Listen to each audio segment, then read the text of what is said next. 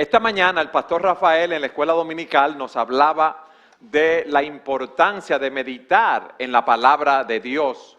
Cómo cuando leemos la Escritura debemos meditar en quién es Dios, cuáles son los atributos de Dios, la obra que Dios ha hecho en nuestras vidas, cómo debemos memorizar esa palabra para guardarla fresca en nuestros corazones.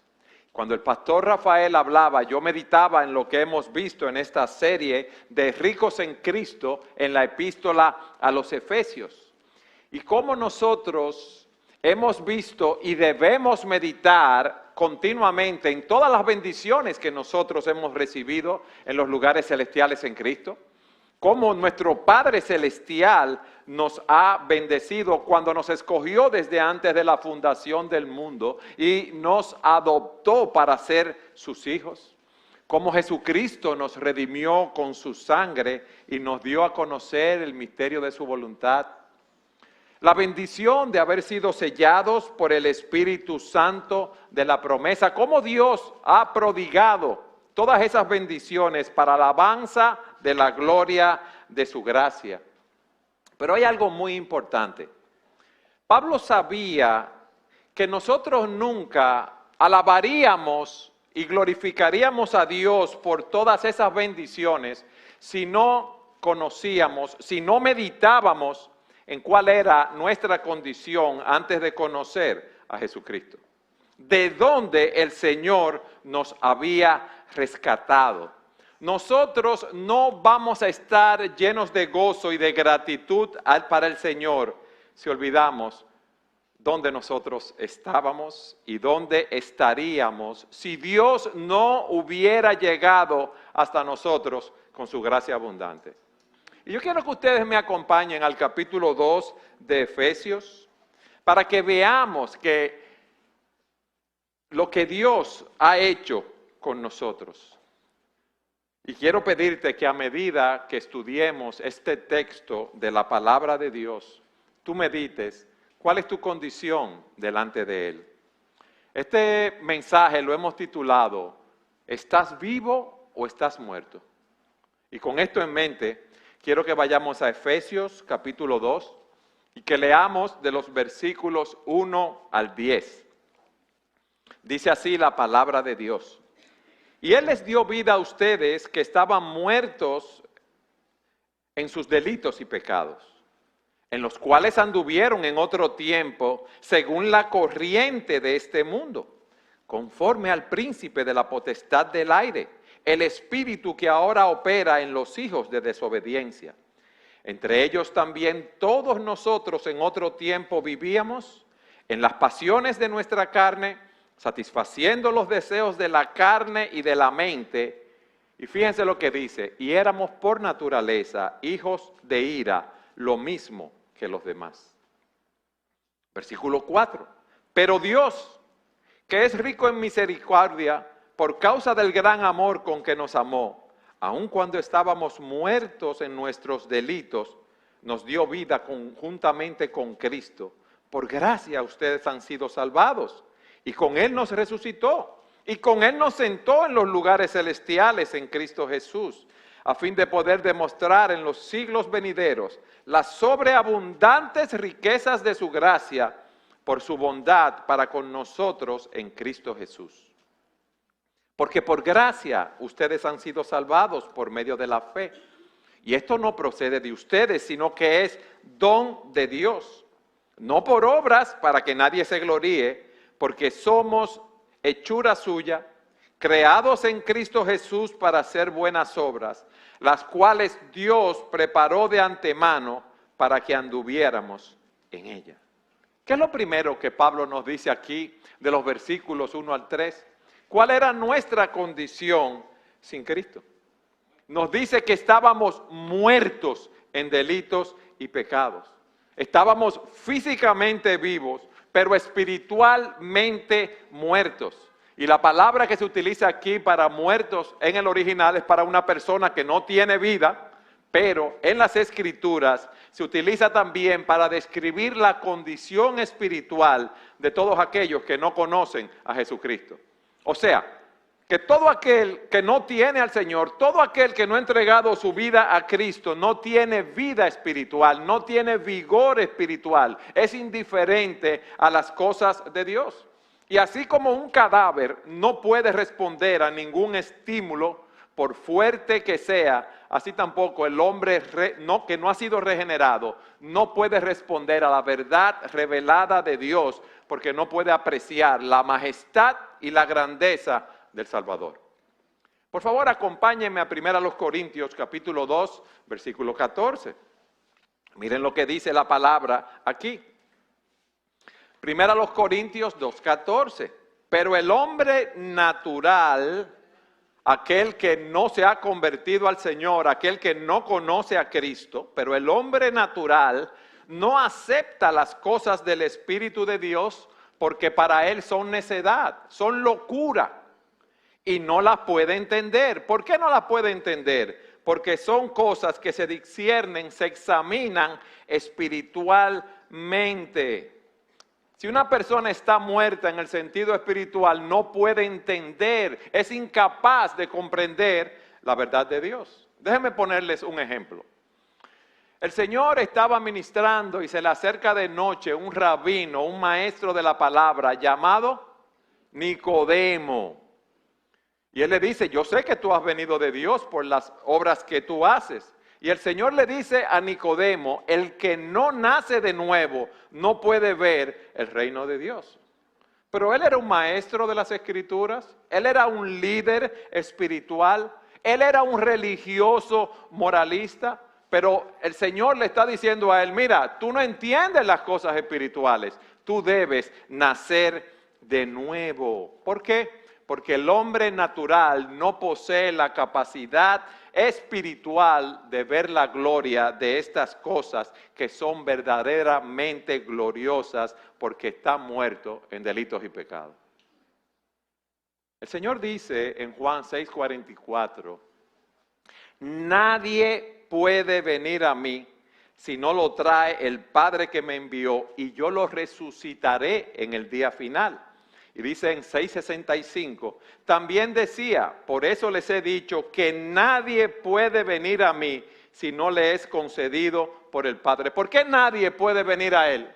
En su propio esfuerzo, en sus propios méritos, con sus propias obras. Porque estamos muertos espiritualmente y necesitamos que sea Él que nos dé nueva vida. Y Él dice, miren, ustedes están muertos en delitos y pecados. Y esas ambas palabras, podríamos decir que en cierto sentido son sinónimas.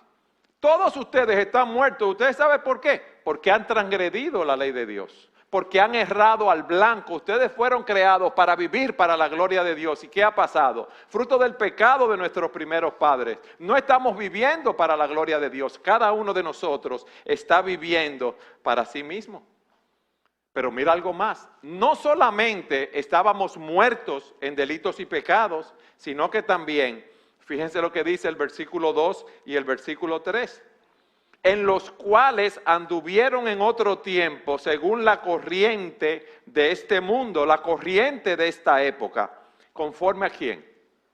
Al príncipe de la potestad del aire, el espíritu que ahora opera en los hijos de desobediencia. No solamente estábamos muertos, sino que también éramos esclavos. O sea que si tú estás aquí sin Cristo, tú estás muerto espiritualmente y tú también eres un esclavo.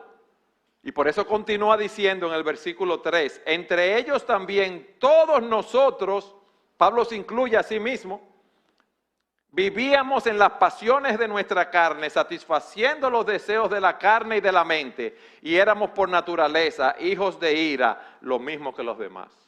Éramos esclavos del poder de este mundo, éramos esclavos del poder del maligno, éramos esclavos de nuestras propias pasiones. Fíjense cómo dice, ustedes anduvieron en otro tiempo con ese estilo de vida. En otra época ustedes seguían la corriente de este mundo. ¿Y qué es el mundo en este contexto? Este sistema organizado en el cual nosotros vivimos, que está bajo el control del maligno. Este mundo que no nos lleva a Dios, nos lleva a buscar la autoexaltación de cada uno de nosotros y la independencia de Dios. Por eso el apóstol Juan dice, no amen al mundo, ni las cosas que están en el mundo. Si alguien ama al mundo, el amor del Padre no está en él. ¿Por qué? Porque todo lo que hay en el mundo, la pasión de la carne, la pasión de los ojos y la arrogancia de la vida no proviene del Padre, sino del mundo. Y el mundo pasa y también sus pasiones, pero el que hace la voluntad de Dios permanece para siempre. Este mundo nos ofrece muchas cosas, muchas ideologías, muchos caminos, entre comillas, para llegar a Dios que son atractivos, pero su verdadera naturaleza es maligna, dañina, perjudicial y satánica. Repito, maligna, dañina, perjudicial y satánica. ¿Por qué? Porque esas teorías van en contra de los principios de Dios en su palabra. Fíjense lo que hay en el mundo. Los deseos de la carne. O sea, llevarnos a satisfacer nuestros deseos físicos. Es malo satisfacer nuestros deseos, no porque Dios nos ha dado deseos, pero ¿qué pasa? Cuando queremos satisfacerlo violando los principios de la palabra de Dios, estamos pecando. Los deseos de los ojos, ¿a qué nos lleva el mundo? A que querramos acumular cada vez más cantidad de cosas. ¿A qué nos lleva el mundo? A la vanagloria de la vida, una obsesión con el nivel social, con ser reconocido por los demás. Una obsesión de vivir una vida de placer desmedido, una obsesión con tener todas las cosas que yo veo a mi alrededor, una obsesión con querer destacar en el medio donde yo me desenvuelvo. Y aquí dice, esto no proviene del Padre, sino del mundo. Y cuando estábamos sin Dios, nosotros íbamos detrás de esas cosas, porque era todo lo que teníamos, no conocíamos más nada. Las personas que no conocen al Señor te dicen, pero yo creo en el cielo, sí, pero no lo suficiente para vivir a la luz de la realidad del cielo. No, pero yo creo en el infierno, sí, pero pensábamos que no éramos tan malos para ir allí, que por nuestras propias obras íbamos a ser salvos. Nuestra meta en la vida no era glorificar a Dios. Nuestra meta en la vida era vivir para nosotros mismos. Acumular tesoros aquí y ahora, no acumular tesoros en el cielo, no buscar primeramente el reino de Dios y su justicia. Y eso es lo que Él nos está diciendo aquí. Ustedes estaban siguiendo la corriente de este mundo, ustedes eran esclavos de este mundo, pero también conforme al príncipe de la potestad del aire. Ahí se refiere a Satanás y sus huestes espirituales de maldad en los lugares celestes. ¿Y ustedes creen en eso, en Satanás, en el diablo? Sí, porque la Escritura lo dice. La palabra de Dios lo dice. Y muchos se burlan y no creen en estos poderes espirituales invisibles. Pero hay una realidad de que hay un mundo espiritual que combate contra Dios. Y nosotros día a día, óyeme bien, podemos sentir los efectos y verlo con nuestros ojos a nuestro alrededor de lo que pasa en nuestra sociedad. Los crímenes que se cometen, los abusos, las violaciones, las personas matando a otras, destruyendo sus vidas. ¿Por qué? Buscando más dinero, buscando más placer, buscando exaltarse cada día más. Ahora, déjeme hacer una aclaración. Pablo no está diciendo que todos los que no conocen a Cristo están poseídos por un demonio. Él lo que está diciendo es que Satanás y sus huestes espirituales de maldad están trabajando activamente en este mundo a través de los incrédulos, que en la mayoría de los casos, cuando no conocíamos al Señor, no estábamos conscientes de esta realidad. Fíjense que en Colosenses 1:13 dice, porque Él nos libró del dominio de las tinieblas. O sea que nosotros estábamos bajo ese dominio. Y nos ha trasladado al reino de su Hijo amado. O sea, Él nos rescató, es la idea que da este texto aquí. Él nos liberó espiritualmente del reino de Satanás. de ese reino donde solamente hay engaño y hay maldad, de ese reino donde queremos vivir independiente de Dios. Y Pablo lo describe como el espíritu que ahora opera en los hijos de desobediencia. Ahí nos habla de la influencia que tiene el maligno sobre nosotros cuando no conocemos al Señor. Él es que influye para que en el mundo reine la maldad, para que reine el crimen, para que reinen las guerras, la corrupción moral, los problemas sociales, la desintegración de la familia y todos los males que podemos mencionar. Oye, una situación difícil.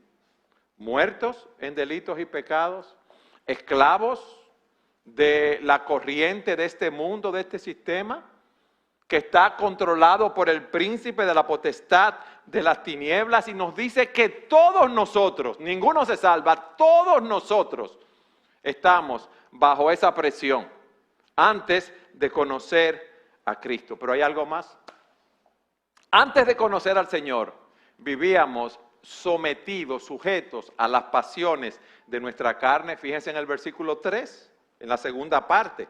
Vivíamos en las pasiones de nuestra carne, satisfaciendo los deseos de la carne y de la mente. Cuando la Biblia habla de la carne, habla de nuestra naturaleza humana condicionada por la caída. Es nuestra vida antes de conocer al Señor que estaba sometida, dominada por los impulsos naturales de nuestro cuerpo físico, gobernada por nuestros malos pensamientos. Obedecíamos a nuestra naturaleza pecaminosa. Vayan conmigo a Romanos capítulo 8, versículo 6. Romanos 8, 6. Aquí se nos dice cómo cuando no teníamos al Señor estábamos totalmente dominados por los deseos de la carne. Romanos 8:6, porque la mente puesta en la carne, ¿qué es? Vida, no, es muerte. Pero la mente puesta en el Espíritu, ¿qué dice? Es que la mente puesta en la carne es enemiga ¿de quién? De Dios, porque no se sujeta a la ley de Dios. Y Él, para que estemos claros, dice, pues ni siquiera puede hacerlo, o sea que no podemos someternos a la ley de Dios. Y dice, y los que están en la carne no pueden agradar a Dios. Si tú no tienes el Espíritu Santo, si tú no has entregado tu vida a Jesucristo, tú estás viviendo para satisfacer los deseos de la carne. Pero aquí se dice también que para satisfacer los deseos de la mente. Tú estás viviendo para ti, para satisfacer tu orgullo, para satisfacer tus ambiciones. El punto que él trata aquí es que antes de que Dios nos salvara, incluso aquellos que eran religiosos, que eran moralistas, no estábamos viviendo para agradar a Dios. Estábamos viviendo para agradarnos a nosotros mismos, ya sea físicamente o intelectualmente. Estábamos muertos, éramos esclavos del sistema de este mundo, bajo el control del maligno, bajo el control de nuestras propias pasiones, y no podíamos hacer nada para salir de ahí. ¿Por qué? Porque tenemos una naturaleza caída. Imagínense que usted va a una posilga donde hay cerdos y usted dice, mira, yo a este cerdo le voy a dar una lavadita, lo voy a arreglar, lo voy a poner bien hermoso, le voy a comprar un smoking a este cerdo y le voy a vestir con un smoking y con su corbatica para que se comporte correctamente. ¿Qué usted cree que va a hacer el cerdo? ¿Qué va a hacer? No se va a comportar correctamente porque en su propia naturaleza él va a querer ir al lodo, él va a querer revolcarse allí. Y esa era nuestra propia naturaleza inclinada hacia el mal. Pero también el apóstol nos dice que nosotros éramos por naturaleza hijos de ira, lo mismo que los demás. O sea que vamos, óyeme bien, y vamos, y tú vas, si no tienes al Señor, camino a una condenación eterna. O sea que nos caracterizábamos por estar bajo la ira de Dios. Dios es un Dios santo. Dios es un Dios 3 veces santo. Dice la Escritura que es muy limpio de ojos para ver el mal. Y Dios no puede tolerar el pecado. Y todos los hombres serán juzgados en el día del juicio. Y aquel que no esté vestido con la justicia de Cristo va camino a una condenación eterna. Por eso dice Juan en el capítulo 3, versículo 36, el que cree en el Hijo tiene la vida, pero el que no obedece al Hijo no verá la vida, sino que la ira de Dios permanece sobre él. Y qué triste será muchas personas que han vivido para sí mismos, el día que mueran, el día que cierren sus ojos y se den cuenta de esa triste realidad. ¿Tú sabes lo que es una condenación eterna? La Biblia lo describe en Apocalipsis como aquel que no esté inscrito en el libro de la vida, fueron arrojados al lago de fuego. Y esa es la muerte segunda, el lago de fuego. Y el que no se encontraba inscrito en el libro de la vida, fue arrojado en ese lago donde será el lloro y el crujir de dientes. ¿Alguna vez tú has tenido una pesadilla y tú angustiado en la pesadilla, desesperado porque te está pasando algo muy mal y cuando te has despertado has dicho, wow, era una pesadilla, qué bueno? Esa pesadilla ninguno de nosotros va a poder salir. Vas a tener la conciencia de que violaste la ley de Dios, que diste la espalda a Dios, que oíste el Evangelio y que no obedeciste al Señor. Y esa va a ser una pesadilla que va a durar por toda la eternidad. Por toda la eternidad. Yo pregunto ahora, si estamos muertos, si somos esclavos de la corriente, el sistema de este mundo, del maligno, si somos esclavos de nuestras propias pasiones, si la ira de Dios está sobre nosotros, estamos en una situación desesperada, ¿verdad? ¿Qué podemos hacer? ¿Qué podemos hacer? Por eso Pablo, del versículo 1 al versículo 3, nos pinta esa realidad, para que nosotros veamos cuál es nuestra verdadera condición, la condición de un hombre que no tiene a Cristo. ¿Y cuál era nuestro pasado antes de nosotros recibir al Señor? Estábamos muertos, óyeme bien, muertos y siendo esclavos de nuestros delitos y pecados. Pero miren qué gloriosa es la palabra de Dios, versículo 4. Pero Dios que es rico en misericordia, por causa del gran amor con que nos amó, aun cuando estábamos muertos en nuestros delitos y pecados, ¿qué hizo Dios? Nos dio vida juntamente con Cristo. Por gracia ustedes han sido salvados. Y con Él nos resucitó y con Él nos sentó en los lugares celestiales en Cristo. Si hoy no somos lo que éramos antes, es por la gracia de Dios. Pero Dios, esas son las palabras más hermosas, las palabras que dan mayor esperanza que nosotros podemos escuchar. Son palabras de esperanza, porque tú sabes que la muerte nos roba la esperanza. Y si morimos sin Cristo, si moríamos sin Cristo, no hay nada que podemos hacer. Cuando alguien muere, la esperanza de que vuelva a la vida se esfuma, porque es imposible para nosotros dar vida a un muerto. Y estar espiritualmente muerto, óyeme bien, es estar sin esperanza. A menos que traigas a Dios a la ecuación. Pero Dios, lo que tú y yo no podemos hacer, Dios lo puede hacer. Cuando traemos a Dios a nuestras vidas, a nuestra situación, a ese camino de condenación, hay esperanza para nosotros. No importa que tú seas el mayor de los pecadores. No importa lo que tú hayas hecho. Porque la salvación es totalmente del Señor.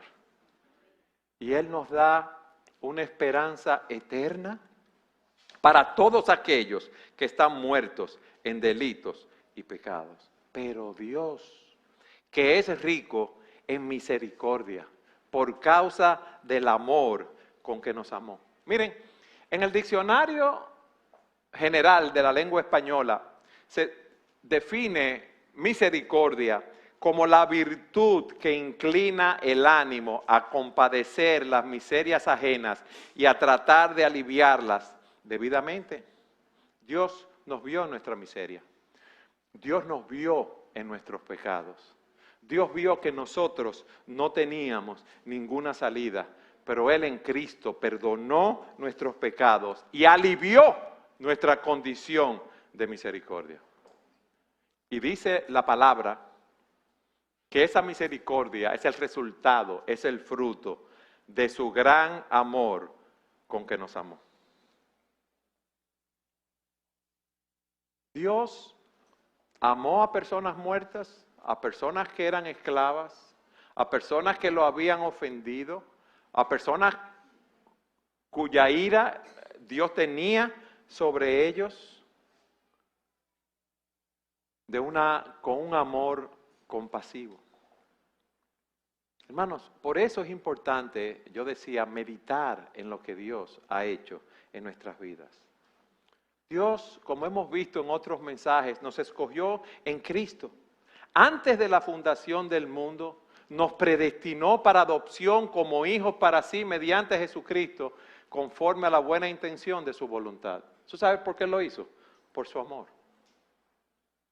Hay un himno en el cual yo estaba meditando, que dice así: oh amor de Dios, su inmensidad el hombre no podría contar, ni comprender la gran verdad que Dios al hombre pudo amar. Cuando el pecado entró al hogar de Adán y Eva en Edén, Dios les sacó del huerto del Edén, mas prometió un Salvador también. Oh amor de Dios, brotando está inmensurable, eternal, por las edades durará, inagotable raudal. Y dice ese himno, oigan, si fuera tinta todo el mar, y fuera el cielo, todo el cielo un gran papel, y cada hombre un escritor, y cada hoja un gran pincel, nunca podría describir el amor de Dios, que al hombre pudo redimir de su pecado atroz. Y cuando el tiempo pasará con cada reino mundanal, y cada reino caerá con cada trampa y plan carnal, el gran amor del Redentor por siempre durará. La gran canción de salvación, su pueblo cantará. Alabado sea el Señor, mis hermanos. ¡Qué amor sobre nosotros! No merecíamos eso. Y el resultado de esa misericordia causada por ese amor fue que Él nos vivificó, nos dio vida juntamente con Cristo, nos resucitó y nos exaltó. Versículo 5.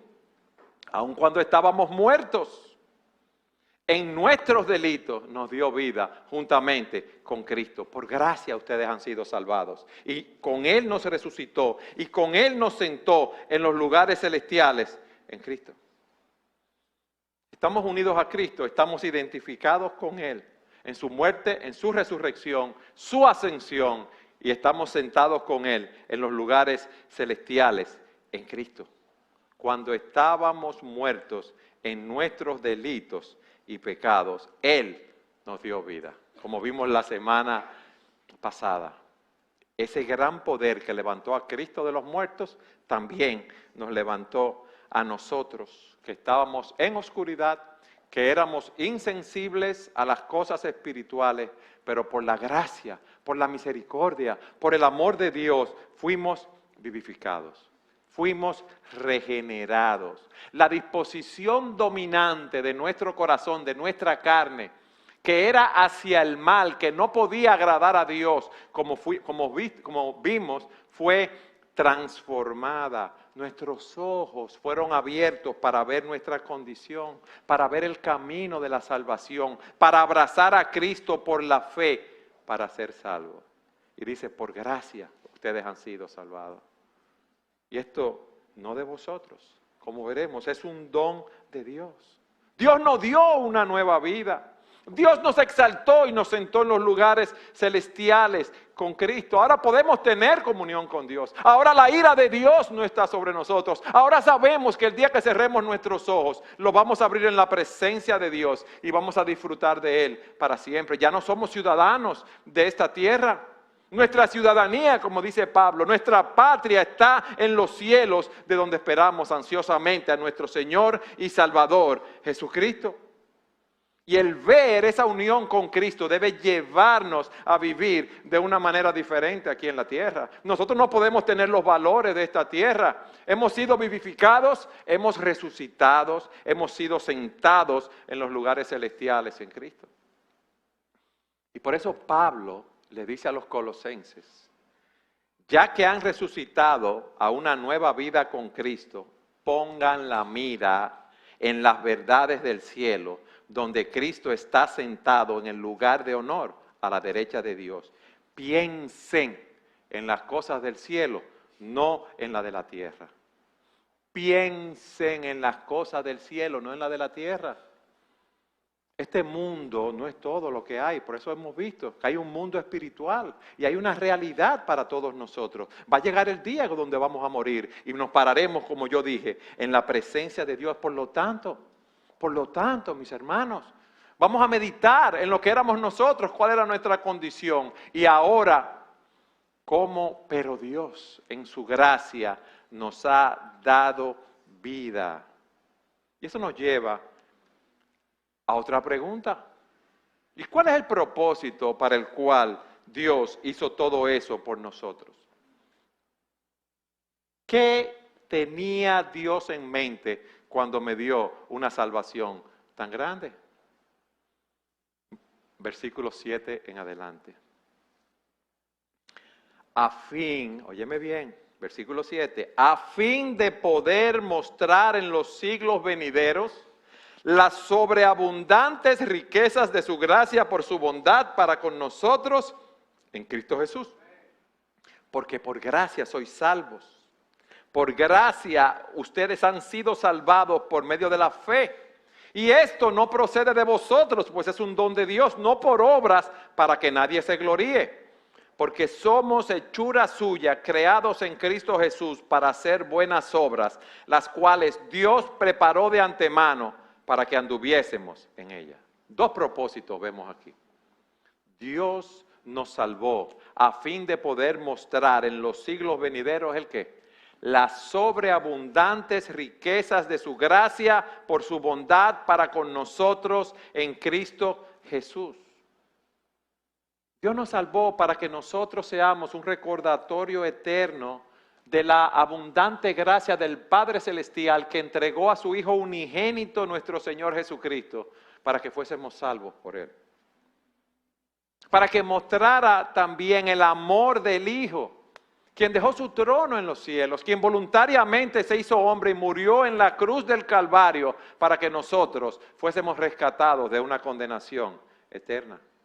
Para que seamos un recordatorio eterno de la obra del Espíritu Santo, quien abrió nuestro entendimiento y con cuerdas de amor, cuando éramos enemigos, cuando estábamos muertos en delitos y pecados, nos atrajo a Él y nos dio la fe para que nos aferráramos a Él.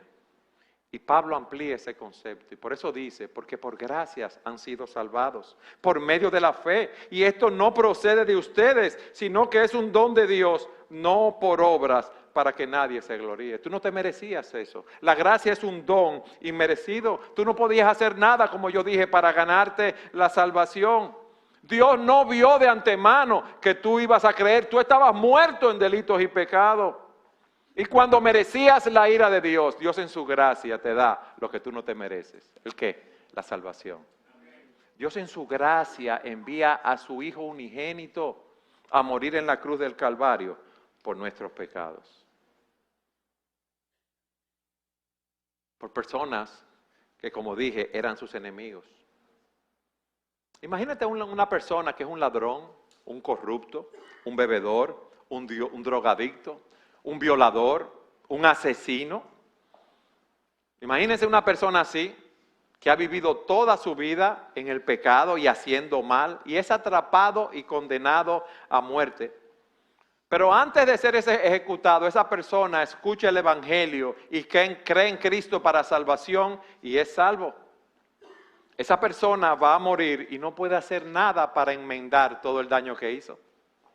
Todas las personas a quienes robó, las personas a quienes asesinó, el daño que hizo a terceros. Pero esa persona, si ha confiado en Cristo, muere y va a la eternidad.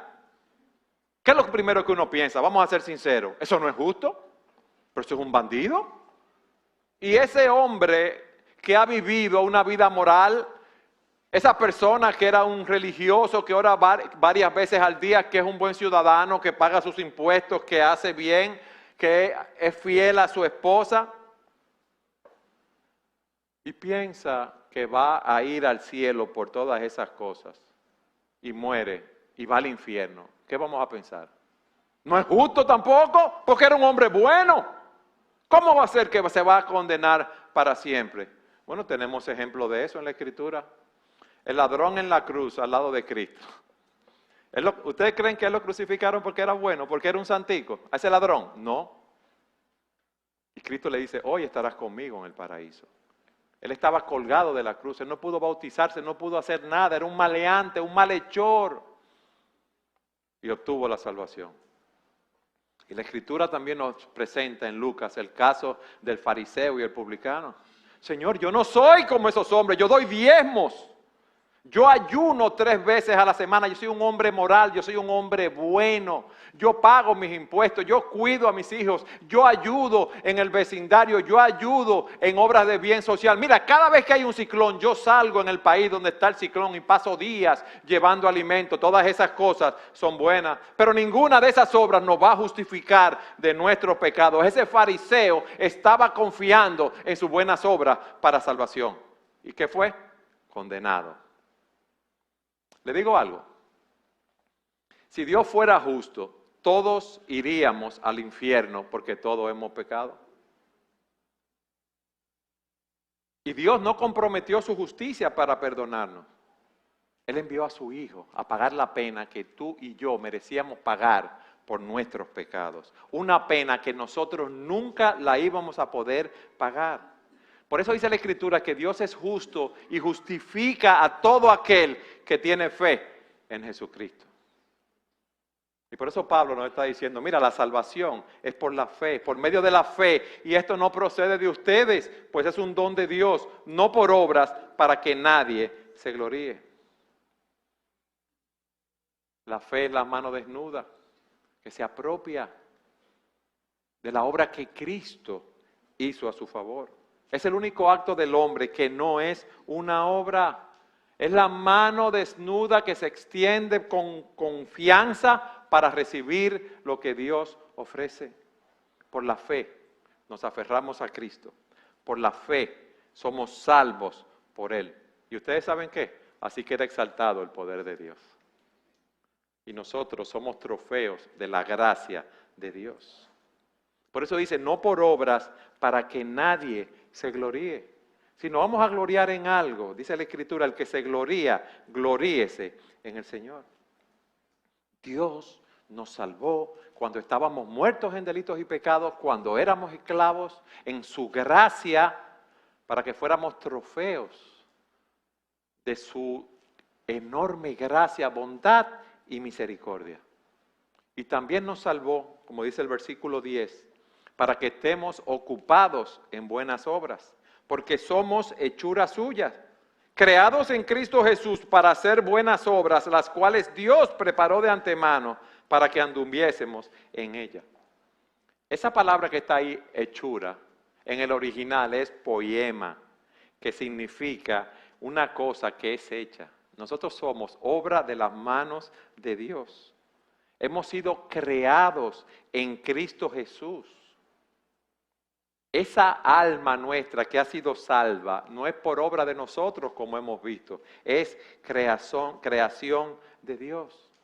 Por eso Pablo dice, si alguno está en Cristo, nueva criatura es. Somos el poema de Dios, la hechura de Dios, creado con Él. Si alguno está en Cristo, nueva criatura es. Las cosas viejas pasaron, he aquí, todas son hechas buenas, nuevas, y todas son hechas nuevas. Hermanos, para eso fuimos salvos, para mostrar la gracia de Dios en nuestras vidas y para hacer buenas obras. Como dice el Señor en Mateo, así brille la luz de ustedes delante de los hombres, para que vean sus buenas acciones. Y no dice, y para que digan, ay, qué bueno, mira, es un santo, es una santa. No, para que vean sus buenas acciones y glorifiquen a su Padre que está en los cielos. Una vida piadosa, una vida de devoción a Dios, brinda el testimonio convincente del poder de Dios en nuestras vidas que nos salvó. Y eso es algo que debe ser resaltado y exaltado cada día más en nuestro medio. Usted ve que una persona va a un lugar, a un hogar de ancianos, y lleva 3 regalitos y le toman 1000 fotos. ¿Para qué? Para su propia gloria. Y los políticos regalan 3 pollos y 2 salamis y de una vez fotos para que todo el mundo lo vea, las obras que hicieron. Dios quiere que nuestras buenas obras lo glorifiquen, que glorifiquen al Padre Celestial. Somos una nueva creación en Cristo, debemos vivir para la gloria de Cristo. Y es parte del plan eterno de Dios que aquellos que han sido salvados para su gloria, los que son salvos por gracia, se ocupen en buenas obras. Hermanos, al principio yo decía que Pablo sabía que nunca alabaríamos y glorificaríamos a Dios si perdemos de vista cuál era nuestra condición antes de conocer a Cristo. ¿Cuáles eran las profundidades del pecado de las cuales Él nos salvó? Y decía también que no estaremos llenos de gratitud por nuestra salvación si olvidamos dónde estábamos. ¿Y dónde estaríamos si Dios no hubiera llegado a nosotros con su gracia abundante? Hemos visto cuál era nuestra condición. Hemos visto cómo la gracia de Dios se ha manifestado.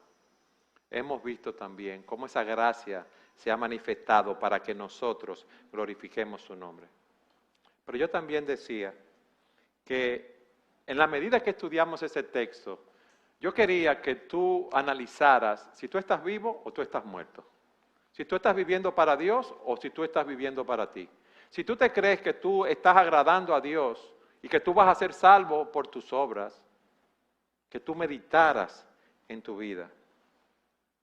Pablo quiere que nosotros sepamos, entendamos que nuestra salvación es totalmente de Dios. Que hay esperanza eterna para todos aquellos que estén muertos en sus delitos y pecados. Los muertos no pueden levantarse por sí solos, los muertos no pueden decidir lo que van a hacer, pero Dios es rico en amor y en misericordia para dar vida a los muertos.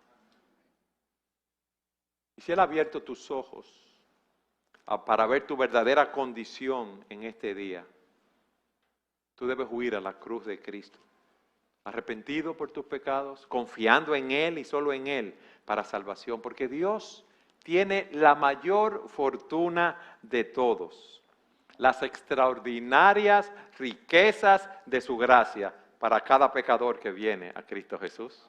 Eso es lo que hemos estado viendo en la Escritura. Pero si tú has recibido una nueva vida en Cristo, Dios quiere, como decíamos al principio, que vivamos a la luz de ella. Por eso yo decía la importancia de la clase que nos dio el pastor Rafael, que nosotros meditemos en estas cosas, que nosotros miremos cómo vivíamos en delitos y pecados, camino a una condenación eterna y cómo Dios nos llevó de muerte a vida. Eso debe llenarnos de gratitud y de gozo. ¿Por qué? Porque ahora en el presente estamos unidos a Cristo. Ahora en el presente hemos resucitado con Él. Ahora estamos sentados en los lugares celestiales y eso nos capacita en el poder del Espíritu Santo para vivir como ciudadanos del mundo celestial. Hermanos, no hay nadie, óigame bien, nadie que tenga un futuro más glorioso que el nuestro. Trofeos de la gracia de Dios para darnos seguridad y confianza y esperanza, no importa en la situación en la cual nos encontremos. No importa que la tierra tiemble, no importa que se traspasen los montes a la mar, no importa que haya convulsión social, no importa que haya convulsión política, no importa que enfrentemos la muerte. Ya Cristo venció por nosotros. Y en Cristo tú y yo somos más que vencedores. Alabado sea el Señor por su gracia.